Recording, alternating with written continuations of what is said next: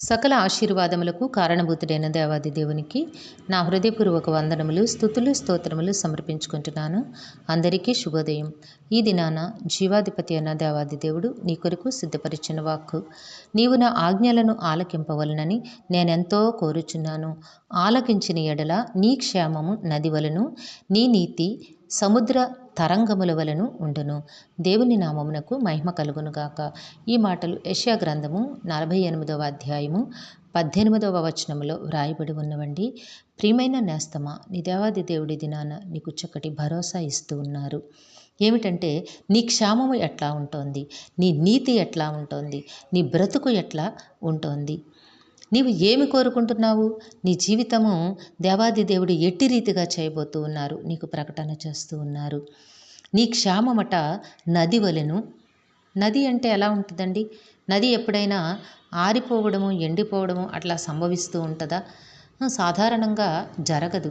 ఎప్పుడు కూడా ఆ నదిలో నీరు, ఆ కెరటాలు వస్తూ ప్రవహిస్తూనే ఉంటుంది.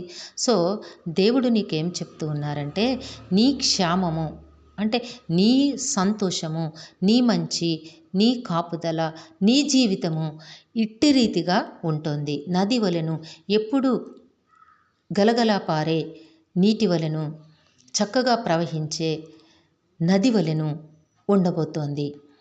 అట్లా నేను కలుగ చేస్తాను. నీ నీతి సముద్ర తరంగముల వలె ఉండును.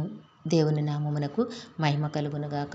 సముద్ర తరంగములు ఒకదాని వెంబడి అలా చూస్తూ ఉంటే చూడడానికి ఎంతో ఇష్టముగా, మనసుకి ఆనందంగా, ఆహ్లాదంగా అనిపిస్తూ ఉంటాయి.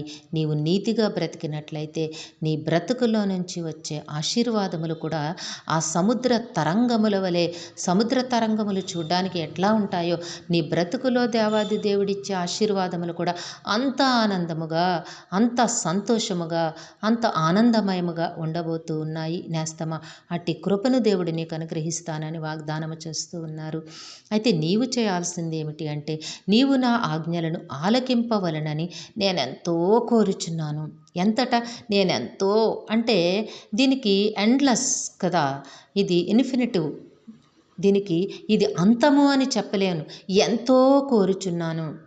ఎందుకు అనగా, నీవు గనక నా ఆజ్ఞలను ఆలకించి నా మాట ప్రకారము జీవించినట్లయితే, ఆలకించుట అనగా ఆయన మాట ప్రకారము, ఆయన ఆజ్ఞ ప్రకారము జీవించుట. అట్లా గనక నీవు జీవించినట్లయితే, ఆలకించిన ఎడల నీ బ్రతుకు ఎట్లా ఉండిపోతోంది అని దేవుడు నీకు వాగ్దానం చేస్తూ ఉన్నారు. తన వాక్కును ప్రకటన చేస్తూ ఉన్నారు. కాబట్టి నేస్తమా, దేవుని మాట ప్రకారము జీవించు. నీ బ్రతుకు నీవు ఊహించని అంత ఉన్నతమైన ఆశీర్వాదములతో నింపబడుతోంది. దేవుడు నిన్ను దీవించి ఆశీర్వదించునుగాక. ఆమెన్. ప్రార్థన చేసుకుందాము. సకల ఆశీర్వాదములకు కారణభూతుడైన తండ్రి, మీ ఘనమైన నామమునకు వందనములు. తండ్రి, మీ బిడ్డకి మీరు ఇచ్చిన వాక్కును బట్టి స్తుతులు సమర్పించుకుంటున్నాము రాజా. ఏ బిడ్డకైతే ఈ వాక్కును వినిపించినారో ఆ బిడ్డ జీవితంలోనూ, కుటుంబంలోనూ కూడా నాయన మీరు ఎనలేని ఆశీర్వాదములు అనుగ్రహించండి నాయన. మీ కాళ్ళు పట్టి వేడుకుంటున్నాము. ఈ దినము పుట్టినరోజు, వివాహ దినమోత్సవములు జరుపుకొంచిన బిడ్డలందరినీ మీ దివ్యహస్తములకు అప్పగించుకొంచున్నాం తండ్రి. వారందరికీ కావాల్సిన ఆయురారోగ్యమును నాయన, ఆశీస్సులను, దీర్ఘాయుష్ను ప్రసాదించి మీ కృపలో నడిపించండి. మా ప్రియులందరినీ, వారి కుటుంబములను మీ దివ్యహస్తములకు అప్పగించుకొంచున్నాము తండ్రి. వారందరికీ కావాల్సిన ఆయురారోగ్యము, పరిపూర్ణమైన రక్షణ, దీర్ఘాయుష్షు, నెమ్మదిని ప్రసాదించి మీ శాంతి సమాధానంతో జీవింపచేసి మేలులతో ప్రతి హృదయాన్ని తృప్తిపరచమని మీ కాలు పట్టి వేడుకుంటున్నాను తండ్రి. మా ప్రియులు చేస్తున్న ప్రతి ఆలోచనలోనూ మీ జ్ఞానమునివ్వండి తండ్రి నాయన. మీ శక్తిని ప్రసాదించి నడిపించండి దేవా నాయన. మా ప్రియులు చేస్తున్న వ్యాపారములలో, ఉద్యోగములలో, పనిపాట్లలో మీ వాత్సల్యతను తోడుగా ఉంచి బిడ్డల కష్టములకు అనేక రెట్లు ఫలములు దయచేయండి. బిడ్డలకి సకాలములో చక్కని నాయన ఉద్యోగములు, వివాహములు, గర్భఫలములు ప్రసాదించండి నాయన. చదువుకొనిచున్న బిడ్డలకు మంచి జ్ఞానమును, ఉన్నతమైన భవిష్యత్తును ప్రసాదించమని సమస్తమును మీ దివ్యహస్తములకు అప్పగించుకుంటూ ఈ ప్రార్థన మా రక్షకుడును మీ ప్రియకుమారుడైన యేసుక్రీస్తు వారి అతి శ్రేష్టమైన నామమున అడిగి వేడుకొనుచున్నాము తండ్రి.